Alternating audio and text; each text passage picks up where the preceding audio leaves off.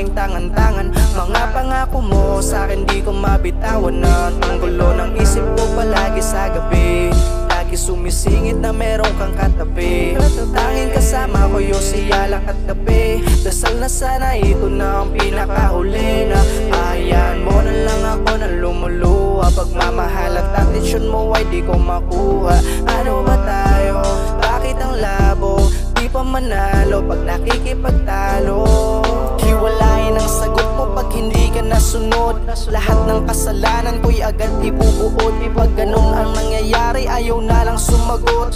Estado't ugali patunay na di kita abot. Hanggang saan ko kakayanin kung ganto palagi, na wala kang pakialam sa'kin sinasabi. Pinapamukha mong kaya mo kong palitan. Ganyang ka ba kasanay sa gawaing gamitan, ha? Dapat bang ikaw pa rin kahit masakit na ang puso't damdamin ko kapag nakikita kitong dito masaya kahit nakangiti ka? Pasensya kung ako'y klase nang di mo maibida.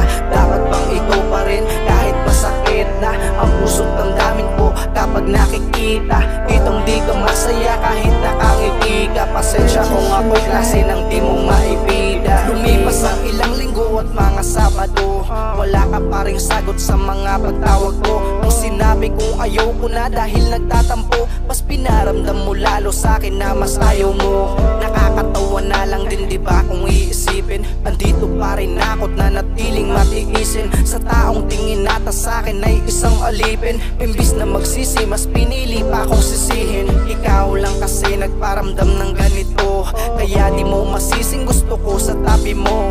Hindi sa pagiging hipokrito o kung ano, di ka mapapalitan sakaling di na ako. Basta ito ang iyong laging pakatandaan, bumalik ka sa'kin sakaling pakawalan ka man na makilala mong gusto kang hubaran. Sasamahan kitang magpakalunod sa ubasan. Pasensya sa abala kung sakaling ika'y nagising. Hindi kasi mawala iyong mukha sa paningin. Yun ang totoo, nakadilat man o nakapikit. Bigyan mong kasagutan katanungan kung masakit. Dapat bang ikaw pa rin kahit masakit na ang puso't damdamin ko kapag nakikita kitong di ka masaya kahit